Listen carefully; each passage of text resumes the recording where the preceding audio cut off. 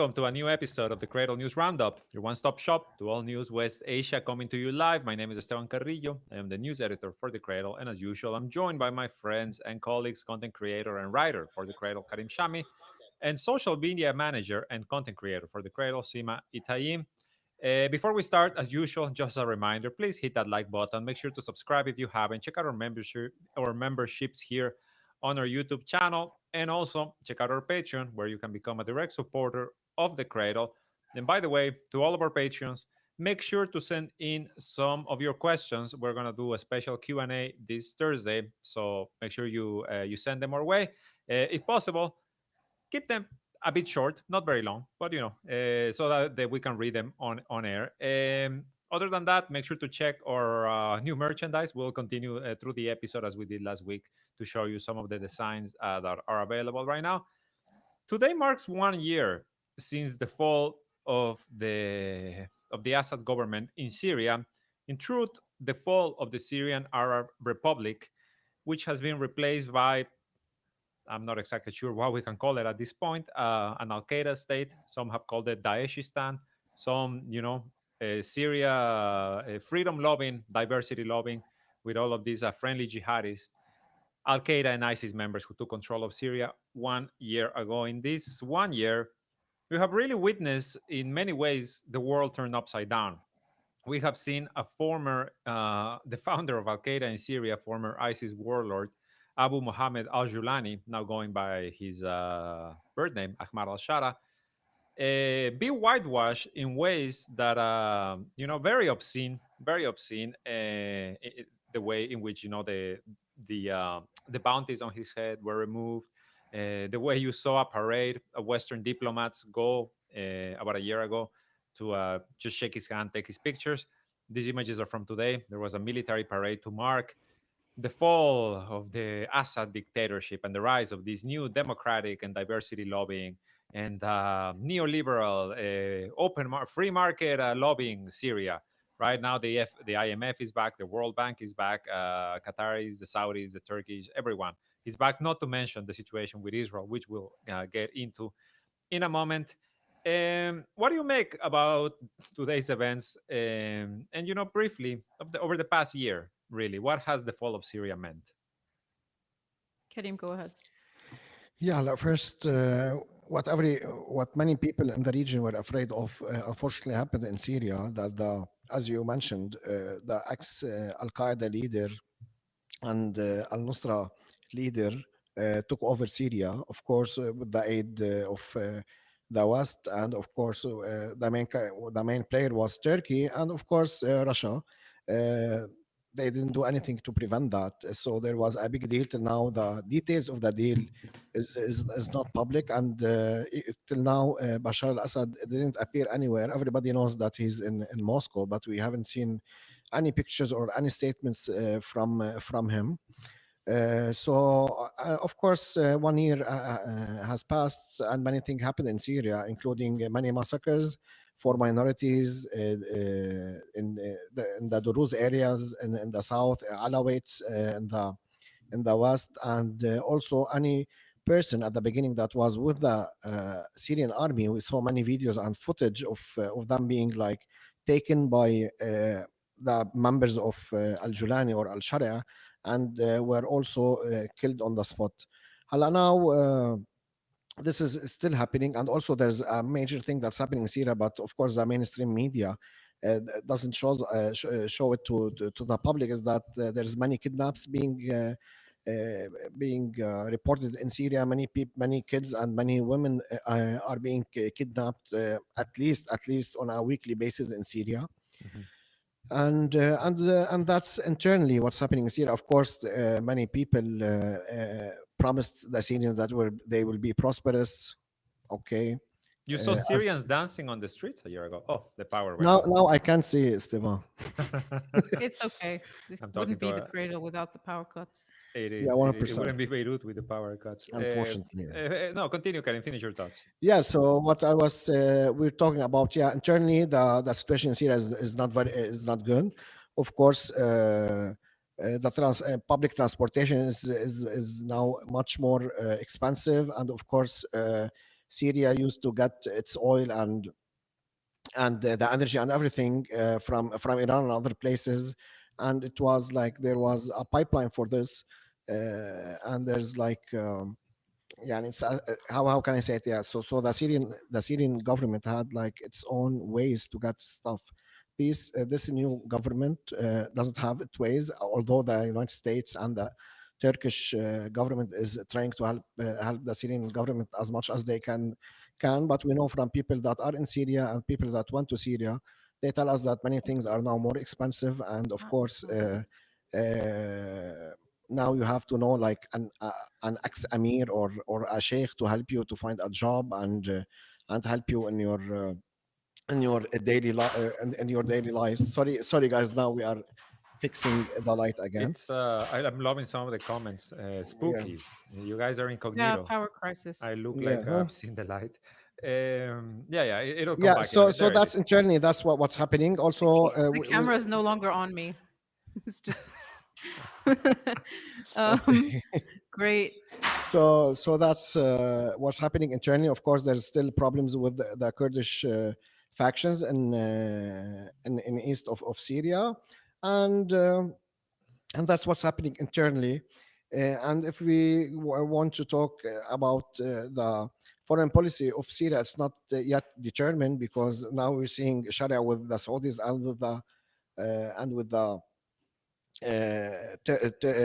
Erdogan with the Turkish government also. So, and usually these two don't meet in our region. And it's very rare to see that Turkey and Saudi Arabia agrees on one thing. So I think still even the foreign policy of Sharia is not determined yet. And we saw him going to Saudi Arabia and to Turkey and to the United States. I think for him, this in the short term is a very positive thing, but in the long term, I think Turkey and Saudi Arabia will not allow him to continue like this. And of course, we saw Syria, which was sanctioned by the Americans since like 40 years, and considered the United States as an enemy, and Israel as an enemy. We saw that Sharia within less than 1 year, uh, there was operations with his factions, which are still don't call them the Syrian army, they call them the security forces. We saw that there was drills and there was operation between the Syrian security forces and with the American army, and they declared that more than once. And also, we saw that Trump was very happy with Sharia, Oh, he loves him. and he loves him. He likes him. He likes his appearance, not only love him as a Yeah. person. I'm sure he has like a And framed picture of him somewhere. yeah, me too. Yeah, so what Sharia did, or what the people that brought Sharia did, a very like strong turn.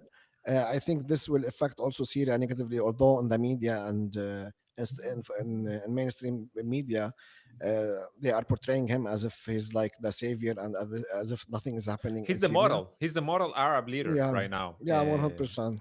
I want to add one thing and then I'll ask you another question, Karim. The one thing I want to add is that as far as foreign policy, I think, yes, many things are up in the air except the opposition to Iran, the opposition to the resistance axis, and of course, complete subservience to the Israeli project. Uh, I think also, to be frank, also before Bashar Assad left, he was not that like the person that Progress. stood against Israel. And also Israel was bombing Syria, and now Israel is bombing Syria. The thing that happened is that we knew how Israelis think and act, but the Saudis and the Turkish people and even the Americans maybe didn't think that if Bashar al-Assad left and any government that will come opposing Hezbollah and Assad, they thought that Israel will be very happy and will like maybe give them back the Mount Golan. Mount Jolan or whatever. But what happened is completely the opposite. You can't find somebody who rules really Syria better than Sharia if you want Israel to be safe. And although this happened, we saw that the Israelis are still bombing and still going and taking lands from the Syrians. Indeed. And because just to say to let people, maybe they don't remember or they were not that politically active like 14 or 15 years ago when Sharia came, and when many people, not only Sharia, the people that were with like Sharia and the people that were with Sharia, they declared it very clearly. They said after Bashar al-Assad, we will come to Hezbollah and Lebanon, and that was more than 13 or 14 years ago. It's been part of one project, just one long project. Sima, do you want to talk to us about the reports about the new U.S. National Directive, the NDAA, and Yeah, what I it mean, specifies about Syria? yeah, the U.S. is looking to lift the Caesar Act sanctions now. But what's been set in stone, although it's something we've already known, is that the National Defense Authorization Act for the fiscal year of 2026, it's like it's on paper now.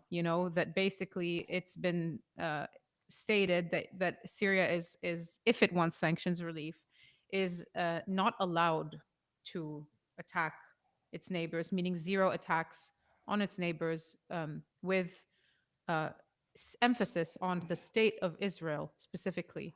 This is in writing. It's on page 2900 of the new NDAA 2026 document. So to see that in writing a year since the fall just kind of cements everything we've been talking about, even though we've already known that they've been in these talks. And we felt for a while that maybe these security talks stagnated. But at the Doha Forum in Qatar yesterday, Syria made its position clear that it has no problem uh, to do a security agreement with Israel, as long as Israel withdraws to pre December December 8th. 8th, basically, you could say, which is, of course, means that they're fine with, like the Golan Heights staying with Israel, occupied by Israel. So how long it will take to work out this agreement, I don't know, but everyone is on board. I mean, I don't have much to say about this because a lot of people have been with us through this year when we've covered the massacres and we've covered, politically who's been involved, what players are involved, what's been going on. So I think we just have to wait to see what's happened. But you were saying about Shara being the model is, again, we've heard these comments repeatedly from U.S. officials like Tom Barak that Lebanon must strive to be more like Syria, and Syria and Lebanon must be brought closer together. We need to follow the example of Ahmad al-Shara, and that's because Syria is fully in the Washington axis now, and that's the one thing you can most confidently say a year on, from the fall, because there are many things you could criticize about the Assad government, but whatever it is that you have to criticize, that's valid. But the one thing you can't say is that government was in the Washington axis. I So think it's pretty apparent, yeah.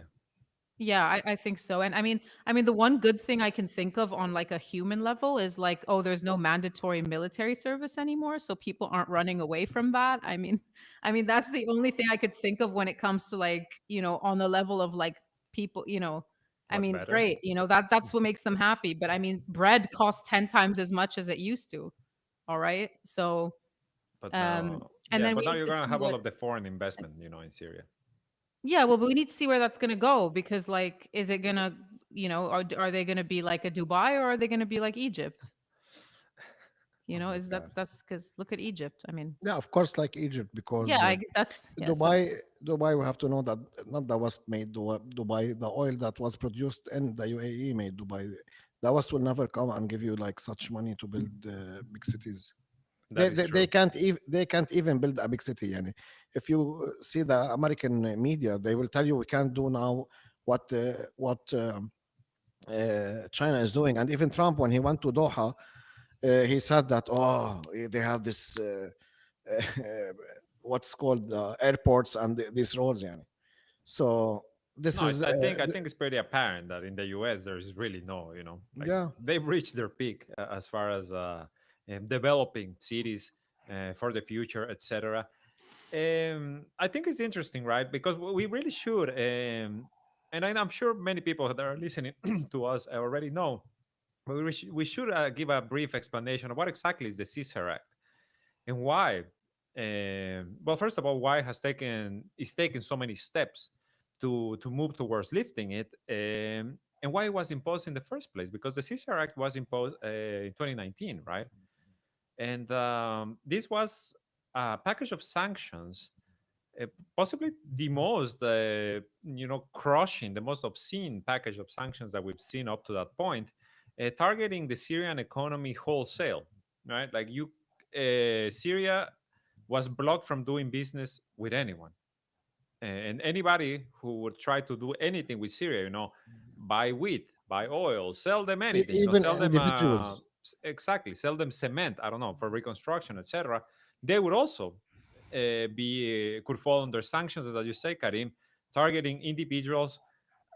The US to this day continues, the Western world in general continues to try to present economic sanctions as a targeted measures that are meant to target that, just like hurt the government, right? Like just the Assad family, just the Syrian military, etc. When we have already multiple scientific studies that show that economic sanctions affect the living conditions of the people and are meant to do that. Economic sanctions are meant to worsen the economic conditions of regular families. And they do this in Syria. They did it. They were doing it in Venezuela. They try to do it against Russia. They do it. A third of the world's population lives in one way or another under U.S. sanctions. The Caesar Act not only affected Syria; it affected Lebanon as well. It affected Lebanon's economy. It was one of, you could say, was one of the reasons why you saw these debilitating collapse in 2019 of the Lebanese economy, right? It was like many things coming at once. So, yeah, just keep in mind when you hear about like lifting sanctions, they're lifting sanctions from an Al Qaeda government that is, as Karim said, behind a rush of kidnappings of mainly young women, young Christian, young Alawite, young Druze women, that has carried out multiple sectarian massacres over the past year, and that has completely bent over to the wishes of the occupation entity of Israel, who now controls essentially, like large swaths of the south, including Mount Hermon and the area that is bordering with Lebanon. So, Hmm. yeah, Yeah, remembering that Israel has vowed to demilitarize all of that, like from the south up to Damascus. So, like we discussed in previous times, there will be they have no said they don't want any armed presence south of Damascus. right. There will be no withdrawal anytime soon, which also means that there may not be a security agreement between Syria and Israel anytime soon if Syria sticks by its conditions that it will not, sign this agreement unless Israel withdraws to pre-December 8 positions, I guess. So yeah, again, I mean, they are working in service of Washington and Israel, even if this agreement takes 3 years to happen. um, and someone in the comments was asking also about the weapons interception, like the weapons shipments that are being intercepted by this government, because this government has agreed with Washington and Israel to work against Iran and Hezbollah, as you mentioned, It's a Esteban. I think, propaganda. yeah, I mean, CENTCOM chief 2 days Ah, ago. okay. Mm. Yeah, I'm talking about like reports. We're not talking about reality. I mean, you can't know what is actually intercepted and what isn't. There's a lot of talk that Hezbollah is still able to get weapons in through Syria, which is not strange considering all you have to do is pay people most of the time. And so, like the decision of the leadership is different than what actually happens on the ground. So if they are intercepting shipments, then obviously they are not catching them all, because you can never catch them all. It's like kind of the same case as when weapons reach the West Bank. You hear reports of weapons being intercepted, like let's say coming in through Jordan. That means there are some that haven't been intercepted. So CENTCOM chief Brad Cooper just 2 days ago praised Syria for intercepting all these weapons bound for Hezbollah. Again, we don't know to what extent this is true, but they seem to be working towards that. It wouldn't be strange, would it? So he was praising them for blocking several arms deliveries. We don't know how many, but he said multiple, and he congratulated them for that. Because this is the main shared interest of disarming Hezbollah, for, as CENTCOM chief put it, preserving peace in the region. So again, this is the U.S. Israeli line. You have Syria working towards that, and you have people forgetting that that's the case, because you'll see things like Shara being like, we won't sign the agreement until Israel, so then they think that like there's still some kind of animosity. between Syria and Israel, but it simply isn't the case. And all you have to do is dig a little deeper to look into what's I happening. And mean, just another thing in the hear the statements. NDAA, Yeah, go ahead. another thing in the NDAA is the reiteration of, you can't help any armed groups that are designated terror organizations, which includes Hamas, the Sunni Hamas, not just the Shia Hezbollah The Sunni or Iranian backed. yes, the Sunni, Iranian-backed Hamas and Palestinian Islamic Jihad, which again had a very big presence in Syria prior to the fall of Assad, and we have seen some reports here and there of certain, crackdowns um, on the PIJ, on the PFLPGC. Um, you know, a lot of swirling like unconfirmed or confirmed reports about what's been happening with Hamas, but Hamas is certainly not allowed to operate in Syria at all. And you may see in the Hebrew media, them trying to like have this, like I talked about last time, they like to do the hysteria. So Yeah, they like what love happened that. in the south last time with the ambush, they were trying to be like, oh, and they're Hamas linked, oh, they're Islamic group, oh, they're this or that. Like there's no Hamas being allowed to operate in Syria, whether under the undercover or not. It's like, they don't have offices, and even without, there's no movement going on there with those groups, because again, it's part of the deal. So anyone who tells you otherwise is just like coping, basically. So Hopium, the good old Hopium. And yes, let me very that's quickly thank Ali Shara 2266, who became a Cradle fan here on our YouTube channel. Thank you so much. And as well to Gulnara Marchis for their super chat. Thank you very much. Thank you for your generosity. Um, yeah, I don't know. I don't know if you guys have any more thoughts. I think the situation in Syria is still developing. It's only been 1 year. And I feel like they have achieved so much in this 1 year. The Anglo-Zionist project, like the U.S., Israel, uh, they got they got what they wanted out of Syria, which is a state that is essentially, balkanizing as we speak. It seems only Turkey is interested in a unified Syria. Everyone else, well, the major players being Israel and the US, they want this to be fractured. Although I don't know, like it does. There were some apparently warnings from Donald Trump a few days ago in which he told Netanyahu that to I forget the exact words, but it was to not dismantle what's happening in Syria, to not get like bring down this government. Donald Trump is genuinely seems in love with Ahmad al-Shara, like he loves him. And apparently he told Netanyahu this, right? Like, do not disturb the new Syrian government. Um, Up for questioning how much the Israeli government is even going to listen to this.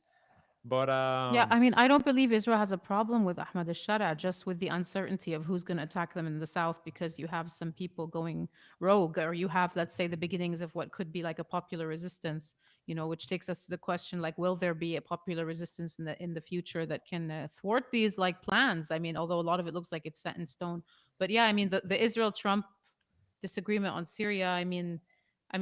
Maybe he wants Israel to try and keep the peace, which is a hilarious thing to say, but um, what does I peace don't think, mean, right? Like, I wonder yeah, for peace through strength. yeah, But exactly. For Donald Trump, what yeah, I does don't peace think mean? Netanyahu has any problem with Shada. I think he just has a problem with the fact that I don't this think is a there's. new administration, and there's an element of uncertainty with like who could attack on an individual basis, or if there are I organized don't cells that are being even. formed. So, I'm talking about the official line, Mhm. because I'm talking about the official line here is if there is any concern, it is that it is not Sharia as the authority as this new administration.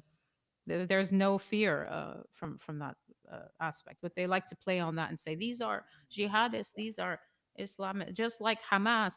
Like the most Israel is the only one who insulting calls comparison them. ever. You Israel know, is like the only government I've seen calling them the Al Qaeda government, the Al Qaeda members or the ISIS members. They right? use like these facts for to their own advantage. Yeah. I don't think there's any problem. I think yeah, they do this just because Israel want to expand, and they know that Mm. Syria will not stop. The current Syria will not stop anything. And what's literally happening is that Sharia is begging Netanyahu to normalize, and Netanyahu doesn't want. because, as I said, it Israel and the United States would never find a person better than Sharia to rule Syria, because he attacked every single person who's against Israel during the war. Hezbollah, the Syrian Arab army, any small faction that is against Israel, if he encountered them, he would kill them. That's his role. That's exactly his role, and that's this guy was in Buka camp, Buka in Iraq, and in the same Jihad camp. University. Yeah, Jihad No. University, Abu Zarqawi, Al Baghdadi, everybody was there. يعني they are CIA assets and they know their rules. And the same guy that is now ruling Syria, you can find any picture of him like 10 years ago. He was like, we saw how he dressed and how he talked, and he said that about the Arab leaders that they are like somehow kuffar and they are not good for their people. And when the reporter asked him why, he said because they don't fight the United States. And the first thing he did when he became president, he went and met Donald Trump. But I think that he's playing a game bigger than him, just because he met Trump. He went to the United States and he was going back and forth to Saudi Arabia and then to Turkey. I don't think Turkey will allow him to go further than this. For them, they want him under their wings or under their arms if he want to do anything without if he tries to get to like take any decision outside of the scope of Turkey. I think it will be very bad for him. But regarding Israel, whatever they say, it's very obvious. They want the whole land. They want Lebanon, Jordan, Syria, Iraq, and part of Egypt.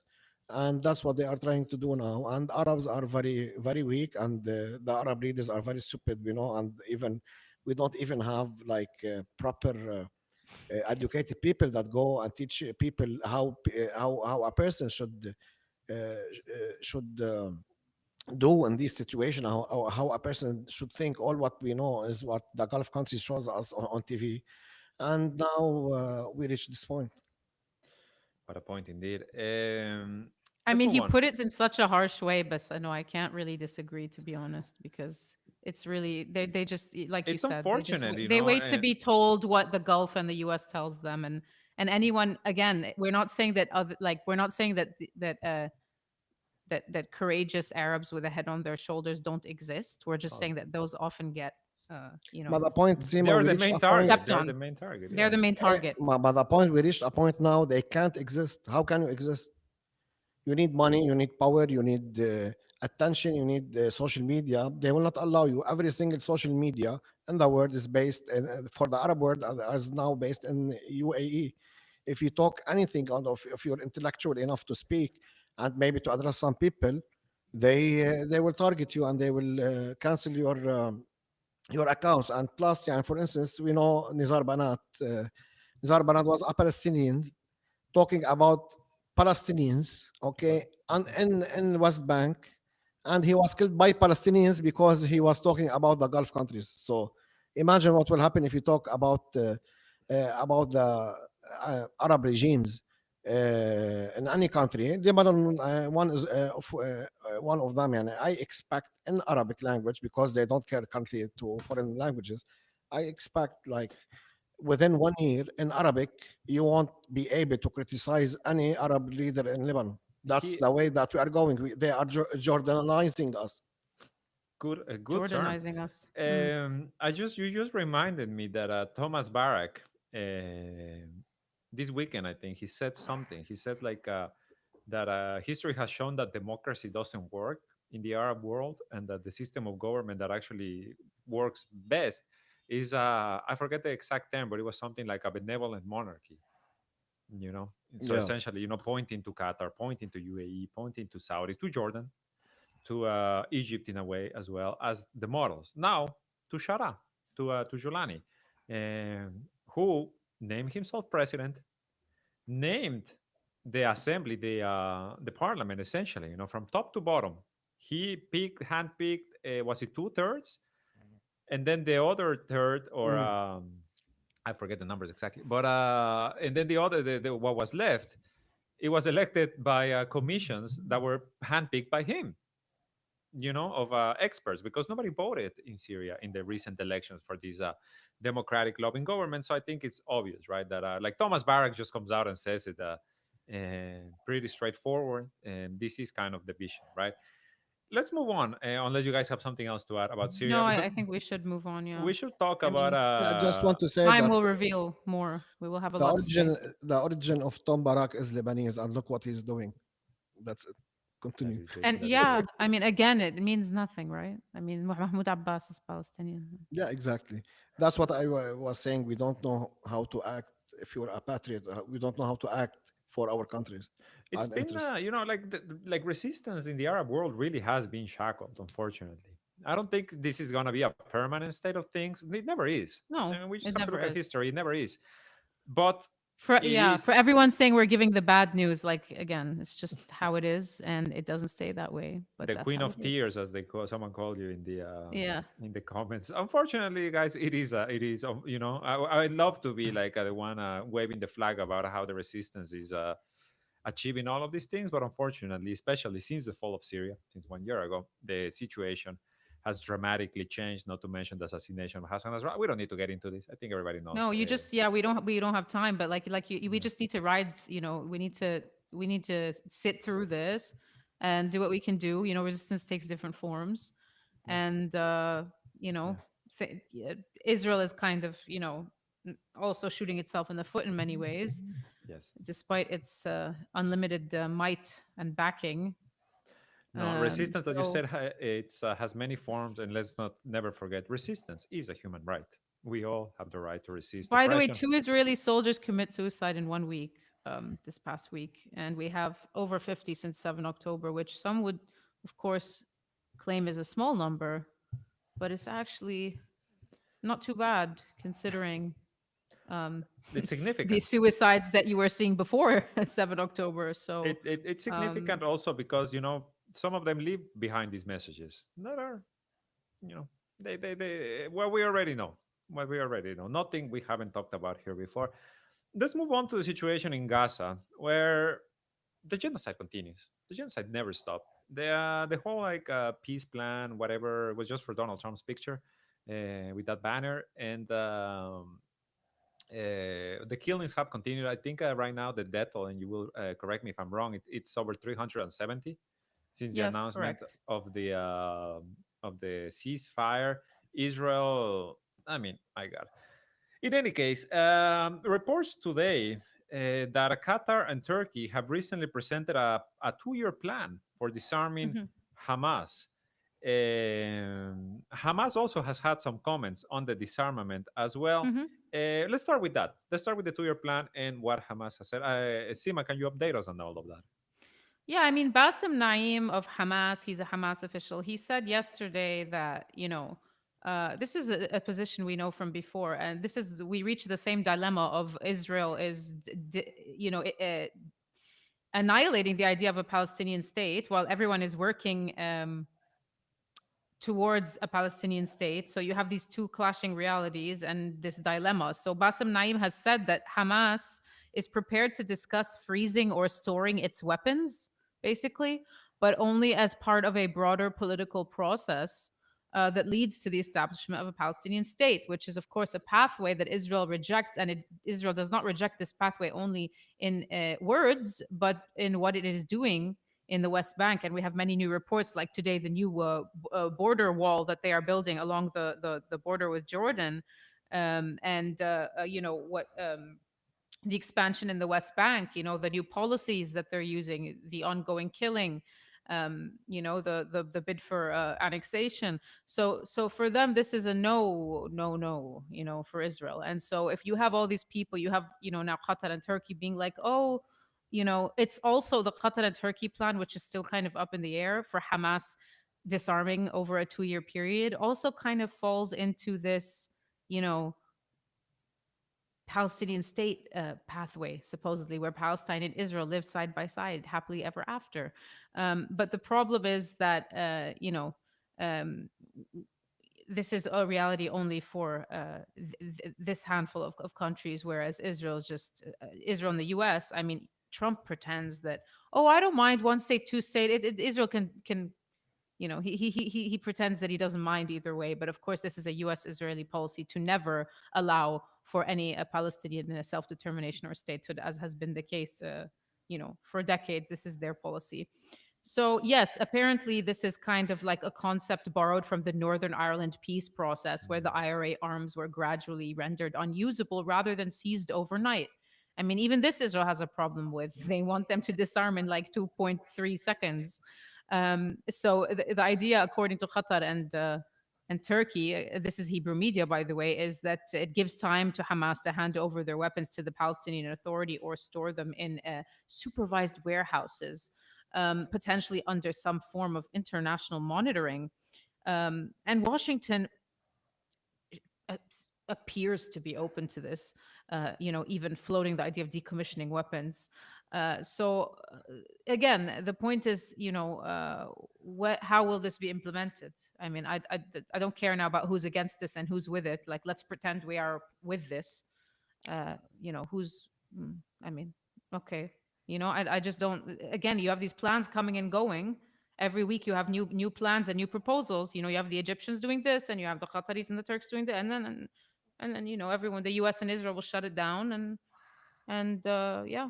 So I don't know. I think there's a bit of a diplomatic tug of war. There's like Qatar, Turkey, and Egypt, um, and supposedly parts of the U.S. establishment on one side, and then you have Israel just insisting that this is like non-negotiable and they have to disarm now. Plus, there'll never be a Palestinian state. Blah blah blah. And it takes us back to the ISF and how no one's really willing to step in for that really too much. But everything's in flux, you know. I mean, who in So this plan? Who exactly would be the ones doing the disarmament? I don't know. I mean, it's still a preliminary thing, you know. I don't know. I just know that it's this idea of which Egypt has floated this before, a couple months back. Hamas can just put them in warehouses, and someone can watch over those warehouses. So it's not really giving up your weapons; it's just putting them away. And it's like, yeah, and then what? Because another thing Bassem Naim of Hamas said was like, um, you know, any long-term truce, which is like basically like for him like a 5 to 10 year calm, so he said that any long-term truce must be given the space and seriousness to take shape when it comes to all these agreements. And Hamas has said has been open to like a somewhere between 5 and 15 years truce actually. And Israel didn't even want that. So there's no ceasefire here. No, So I still don't see how we can move to phase two, which Trump claimed he wanted to declare like before before Christmas or Christmas. something. Before Yeah, Christmas. yeah. I mean, I, no. Here's the thing, Sima. What's stopping him from declaring it?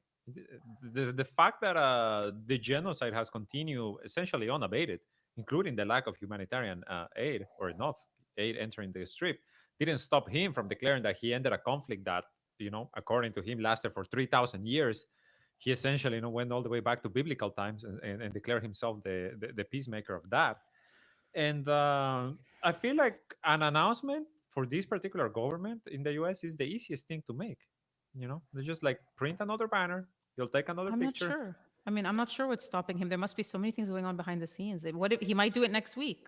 I don't want to come out and be like, it'll be an empty announcement, but I don't want to come out and be like, oh, they're drowning, they don't know what to do, because he'll come out and do one of his grand announcements, and then we'll be like, oh, he announced it. Yeah. But what does it Remember, actually mean, even if he remember, announces it? Netanyahu is headed to the White House before the end of the year. I think he's due on the Yes. 28th. Yeah, He's gonna 28, be there. 29. Yeah. So I feel like I don't know. Like in any case, I feel like an announcement can just come at any point. At the end of the day, that's what they do best.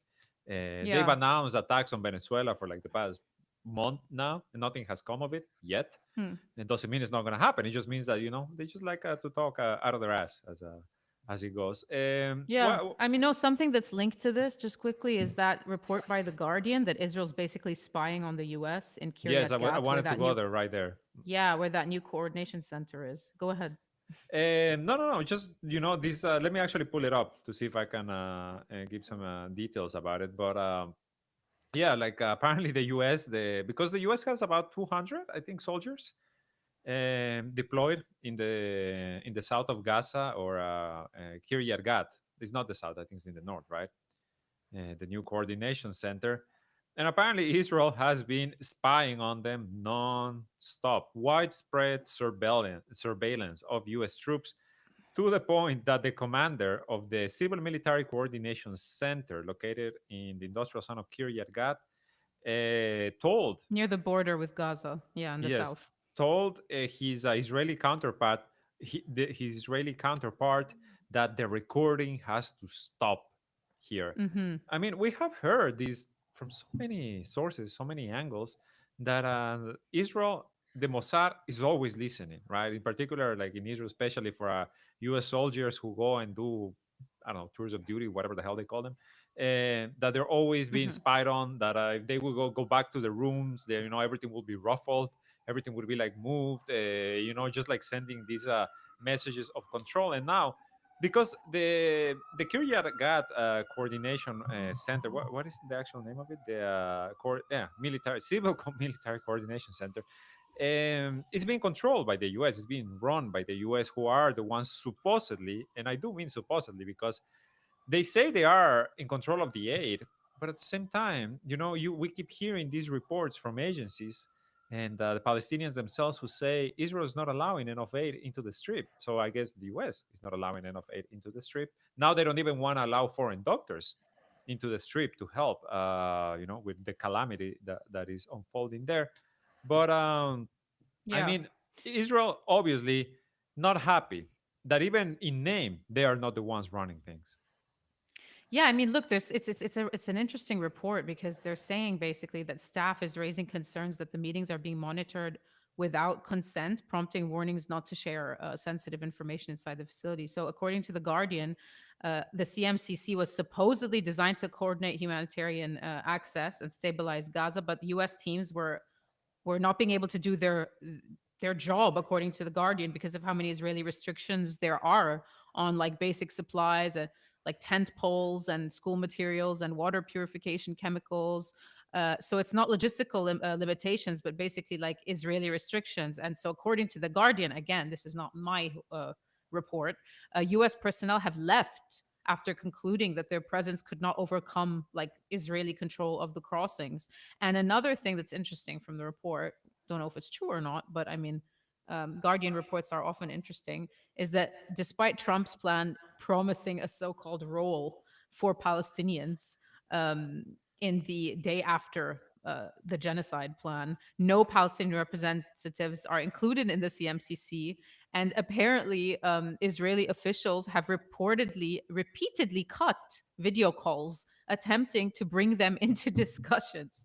So, yeah, I mean, another thing that I found interesting, because here at the Cradle, I always tell everyone on the team, don't say Gazans, say Palestinians, Mhm. because again, as I've repeated so many times, majority of Palestinians in Gaza aren't even originally from Gaza. They were kicked out from 1948 territories, which is today referred to as Israel. So again, according to the same report, internal U.S. documents referenced by The Guardian even avoid using the words Palestine or Palestinians at all, referring instead to Gazans only.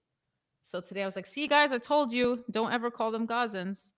No, Um, it's yet another tool in the removing but their again, is identity. this another way to make it look like the US is like powerless here in the face of Israel? Or is it really that they're not being able to do their jobs because of all the Israeli restrictions? Like, which one is it? I'll never buy the narrative that the U.S. and Israel act separate from each other. I mean, I, that's exactly it, you know? I mean, what? You can't, like, please. Like, oh, we're trying to invite them on a video call, but like the Israelis aren't letting us. they're I so No. think mean. I Go Like, think ahead. Sleepy Joe said it the best. No, if there was no Israel, we will create Israel. They complete each other. Full stop. Netanyahu, Trump, Biden, whatever, Obama. Banat, whatever comes, Uh, it's the same. It's the same. And also, I think it was the chancellor of Germany. He said it. He said that Israel does the dirty work of the West. So they're pretty transparent in their comments, honestly. yeah, Like we gotta give them that at least. But yeah, 100%. yeah, yeah. So this someone in is the comments says, I don't know what it is we're commanding and controlling. I mean, yeah, exactly. I mean, it's a facade. Like, it's the CMCC it tells the world that it's there to oversee the ceasefire, but it's not. It's there to like gather intel on Gaza Yeah, What and and 100%. ceasefire, keep first of all, approving right? attacks on Gaza and like killing children and then calling The them only thing, terrorists. the only thing that I can believe if a report comes out is that there's like a sophisticated machine or sophisticated military equipment for spying. Maybe the Israelis don't know how to use it, so there's Americans there to operate it. That's the only reason why there should be like I mean, Americans there. at Kiryat Gat, we've also heard that Palantir is there. This other AI company, Dataminer, Exactly. is there. They are gathering these resources. What's happening? What's been unleashed inside of Hmm. Gaza since October 7th, 2023 is a dress Hmm. rehearsal. And Right. I Yeah, that truly, should be proven. yeah, do not mean to minimize the calamity of this modern day Holocaust, but that's the way it's been treated. And that's the Yeah. way we should treat it as well. This is not ending. This is meant to Yeah. be expanded. And yeah, so I think, yeah, like this report about the spying in Kiryat Gat, I feel like it speaks a lot more to Israeli dissatisfaction of publicly kind of being pushed to the side. But at the same time, two sides of the same coin. Wait, let me. There Exactly. was a Like comment that really cracked me up. It said, I find it "This is the interesting sexiest to. podcast on the tube." If you That's feel the funny. same Thanks. way, hit the like button, please.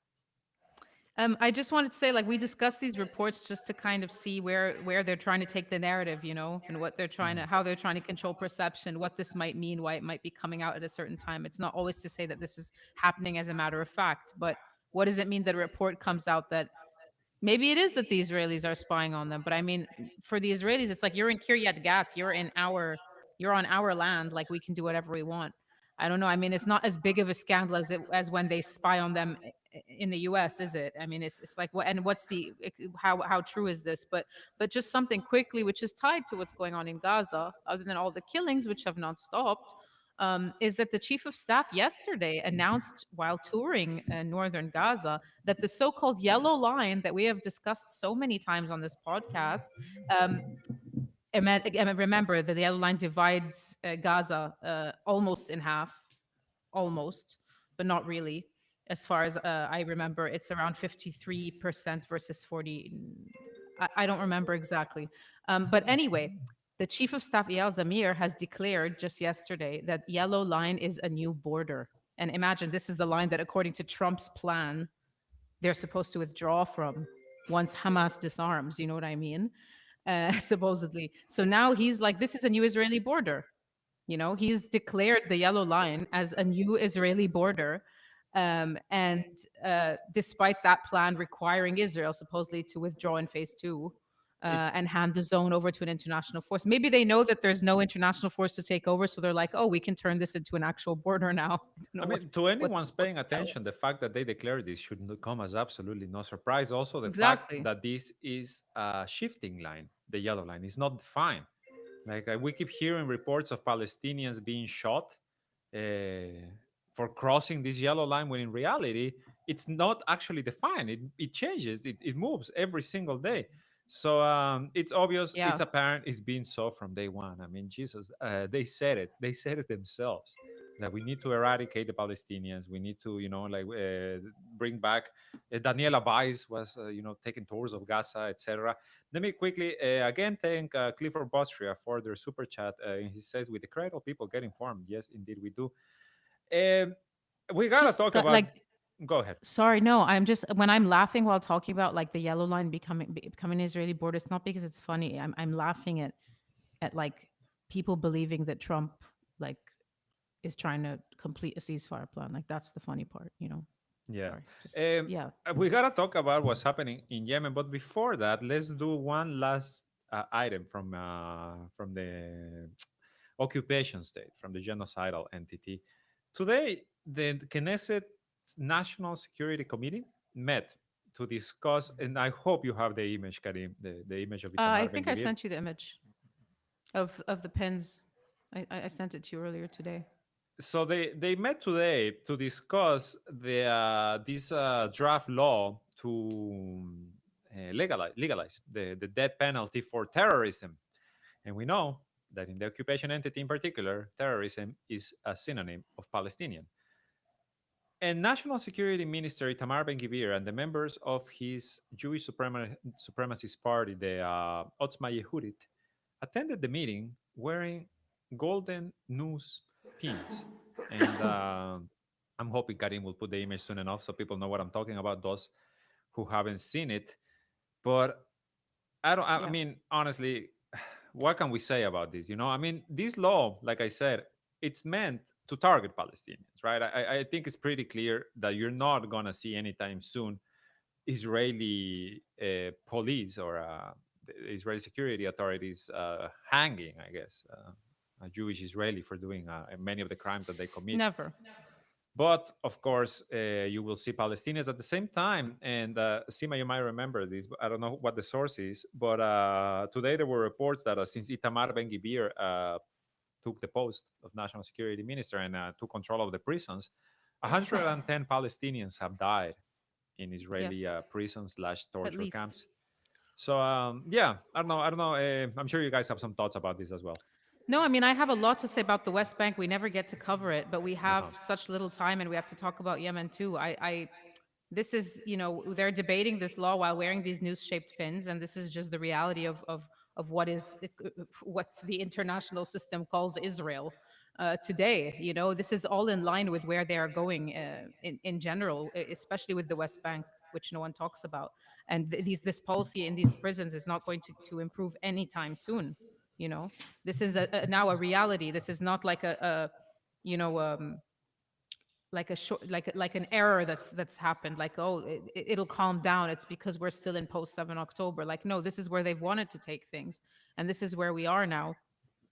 And we have to Indeed. see how they're how will these laws be passed or not. But yeah, with the West Bank, when you look at the settler and army attacks and the killings and the expansion, and how the kind of laws that they're using to like entrench their occupation and again destroy this idea of the Palestinian state, it goes beyond what you can imagine. Like, everyone already knows that it's policy to have the settlers be backed by the occupation forces. Like, everyone knows the settler militias are an arm of the army, even if the army pretends it's just a few settlers here and there and it's a fringe occurrence. But there are other things that no one's really talking about, other than that these groups aren't fringe anymore, which we've known for ages, which is like the bureaucracy behind the violence. They've been kind of entrenching all of this through legal and administrative tools, and even through archaeology, by the way. Like, entire areas have now been placed under the Israel Antiquities Authority, which moves them from military to civilian jurisdiction. And once that happens, Palestinians are basically shut out. And this is according, again, to the international system. This is what should be the Palestinian state. This is Palestine. This is the occupied West Bank. So Palestinians are shut out, and land gets rebranded as heritage sites, basically, or like national parks. And suddenly Palestinians can't build, they can't farm, they can't access their own fields. And so this is like, again, taking the biblical narrative, entrenching the occupation through the Antiquities Authority. Again, the water, another thing. They control the water, right? They control nearly all the water in the West Bank. Palestinians are restricted from building new wells, not just from harvesting from their agricultural activities. Farmers are forced into like unreliable systems fed by the rain, basically, while settlers have endless supply of water. There are plants that are criminalized. There are there's so much behind the bureaucracy of what they're doing here. It's not just, oh, you see settler attacks and you see Palestinians being killed and injured. And It's the banks also. Of course, yes, of course, and the banks. But the banks is something we write about at the Cradle, and we and we discuss regularly. But with these things, we have a feature about this, by the way, that came out on the 5th of December, that you can find under the analysis section on the website. But so you have like all this destruction and control, plus the settler militias, plus the legal annexations through the whole archaeological approach, and the political fragmentation, like hollowing out the Palestinian Authority. And all this is happening while everyone's talking about the day after in Gaza. And no one's focusing on that this is where they are like annihilating the possibility of like Palestinian statehood.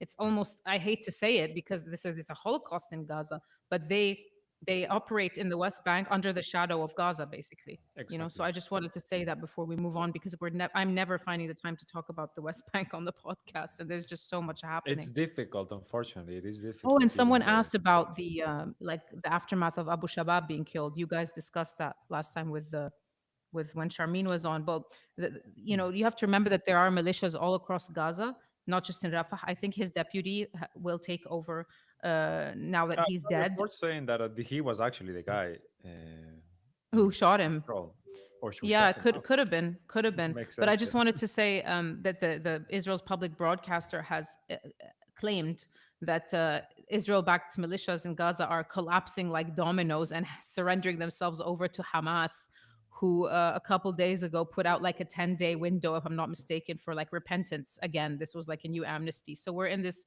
transitional process where we see what happens with that. No, I think we always try to discuss the situation of the West Bank, as you said, Sima. It is where the Israelis are trying to kill even the concept of a Palestinian state, and they have achieved this. I think we have to say this. We have to say that I have absolutely no clue how any of these governments that are pursuing this so-called two-state solution even consider that this can be achieved practically. I think they are possibly just aware of the fact that everything is going to end up on the piece of paper on the statement, Yeah, because the reality on they the must ground be. has really been, you're talking about tens of thousands of families displaced since the start of the genocide in Gaza, mass displacement in Jenin, in Tulkarem, etc. Nevertheless, we will continue to bring you information as it comes, of course. Let's discuss the situation in Yemen, which is taking an interesting turn over the past few days.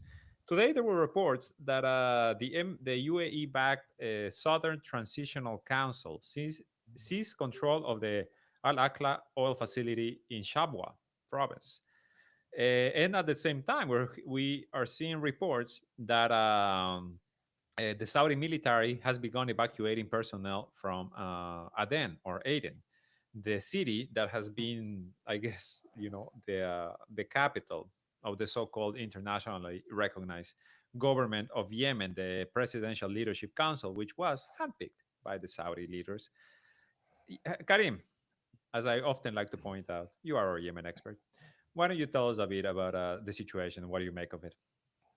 Yeah, I want to hear from Karim. And Karim, also, I want to know what you think about, are Saudi and the UAE in on this together, or is it really the UAE like closing in on Saudi, and is there a clash of interests here? But if you want to brief them on what's happened Yeah. first.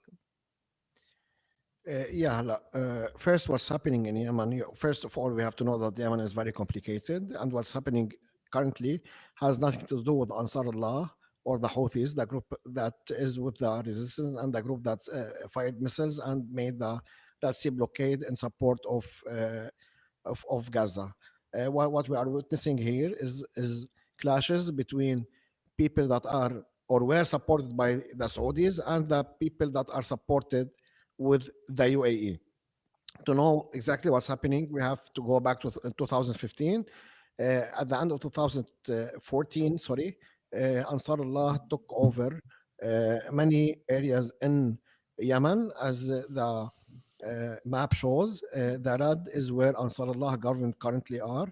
And in 2014, at the end of it, they also expanded here to the south. So what happened afterwards? Saudi Arabia and UAE, and of course many countries, including Qatar, Bahrain, Egypt, and some African countries, they made an alliance, and the alliance was led by Saudi Arabia, as they named it. I'm not naming anything. Everything that I'm saying is the words of the Saudis. It was named the Saudi-led coalition, and it was between 13 and 15 countries. Till now, there is no official number of the countries, and they launched a war in Yemen. They succeeded in taking back this yellow dot here that we can see it, parts of Maghreb, and they took control of Aden and surrounding areas. And this attacks were stopped around 3 years ago or before, yani around 3 or 4 Ramadans ago, there was an agreement. now what's happening is that the people that are with the UAE and people that are backed by Saudi Arabia, now they are clashing, because of course these people, they don't have like patriotic vision, or they didn't they went to war to like liberate their country or to make it better. They simply went to war because they want to fight the Houthis or Ansarullah and to gain control. So after 4 years or 3 years and a half of somehow peace, although Saudi Arabia still shells north of Yemen for every now and then, they find themselves fighting. So what's happening is that the main faction, which is the Southern Southern Transitional Transitional STC. Council, Transitional the Council, STC. the STC, they launch attacks on mainly Hadramaut and Al Mahra, these two, and Al Shabwa, and we see that these are very far from the Ansarallah controlled areas. And if you look at the map, you will see that there is oil and gas inside Hadramaut, and I just drew this line. This line is, when you read in the news, you will see that this happened, or they took control of south of the valley. So this is the valley of Hadramaut, which most of the gas and oil are, and the rest, which is in the north, is called like Sahara Hadramaut. Here are the factions that were living in Hadramaut, and they support the government in Aden. The So tribes, you mean? the tribes, The yes. tribes. So if we look at the map, we see two yellow dots. So currently, what's happening is that the Aden government, or the Sana'a, or the Yemeni government that is approved by the UN and the international community, they only control these two yellow dots, which is in Aden and in Marib, and the rest is already like a stronghold for the UAE. For the UAE. And currently, what happened is that there was agreement, no, because Yemen is, most of them are tribes, and they live by by the tribe. So there were agreements. No, we live here. Okay, we are with our government. We don't want to fight or anything. So what happened is that the UAE sent its mercenaries, and they attacked all this area, and they took south of Hadramaut, and they reached Al Mahra, and they took some places in Shaba where also there is oil and gas. And already UAE established many ports, around 11 or 12 ports. I will link an article that I've written about this. There's many ports also controlled by the UAE. So what's happening is, now we come to the question of SEMA. Is this like power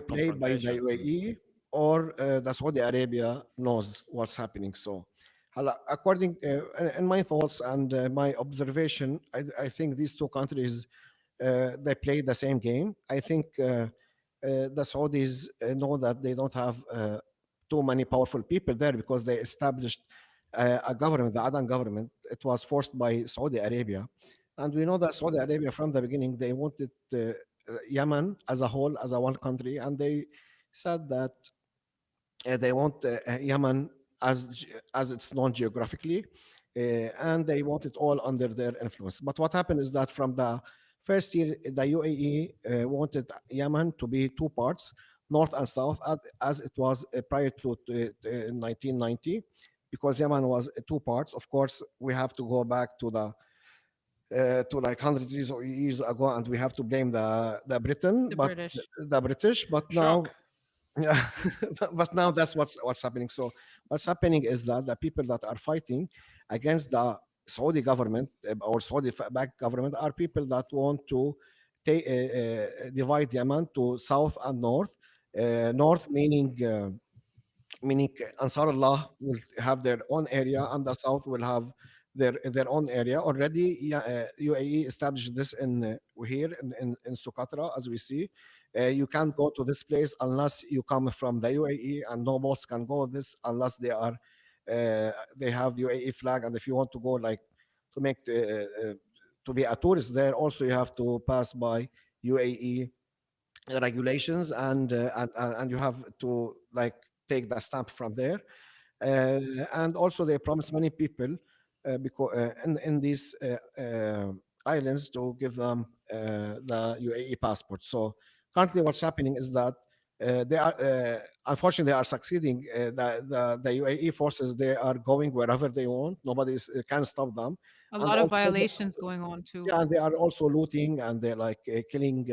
There's an item in this report, in our report, about Yeah, the seizure of this oil field that says that according to the Sufan Center, the latest seizure came with little fighting, prompting observers to True. speculate that yeah, the one areas hundred were handed percent. over. Yeah, the forces loyal to the Saudi-backed government did not resist, which makes it look But like they, a handover, yes, not a it's battle. not about resisting. It's also they are not trained well. I said it more than once on the podcast. Saudi Arabia, they use diplomacy not because they are good or bad. Yani, they Right. just use diplomacy, and we saw it here, for instance, in Lebanon. They will go and find, for instance, the Hariri family, and they will support them.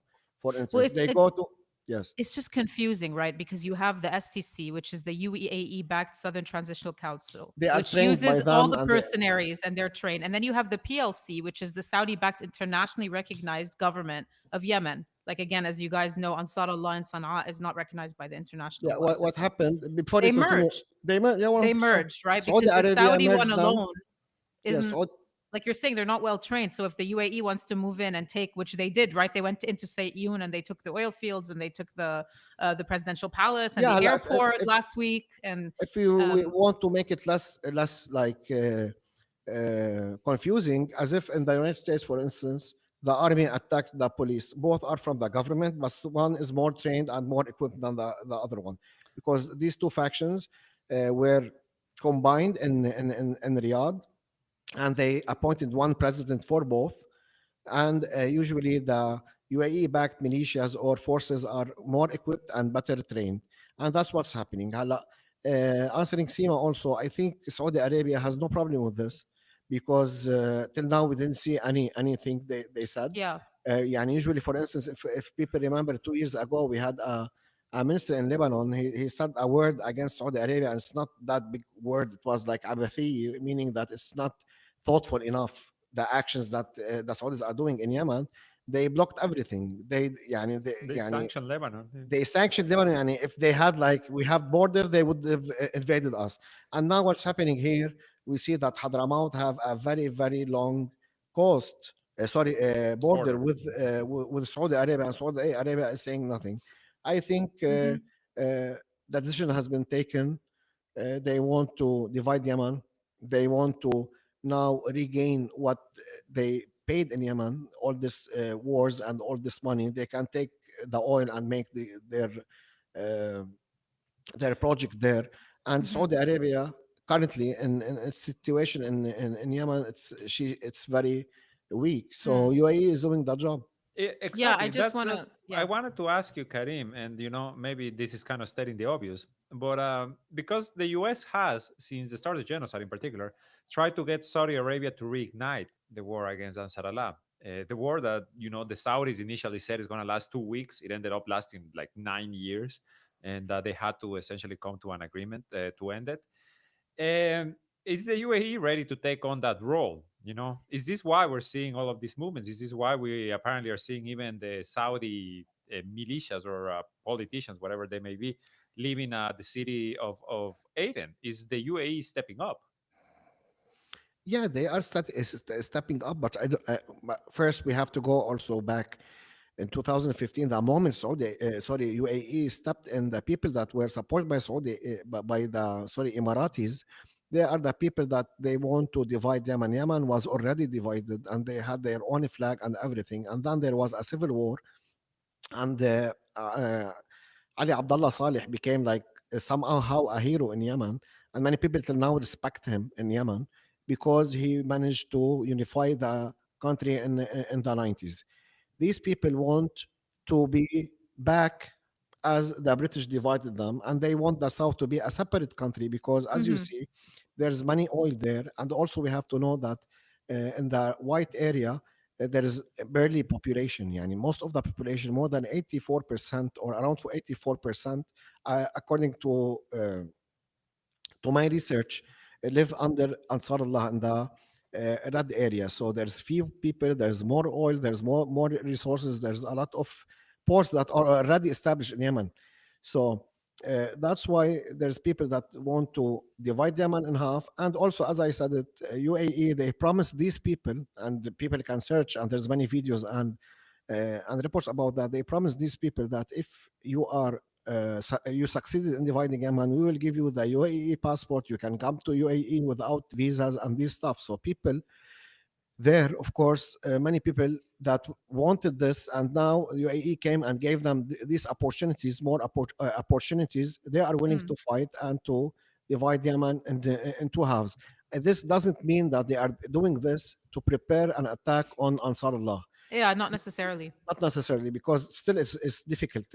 Now, when I finish, because sorry, I can't concentrate on Go two ahead, please. things. When I finish, I will put the map how Yemen was prior to 1990s, so you can see. Because, for instance, Al Jauf, and you can see Taz, it was part of North Yemen, as they call it, and the south was different.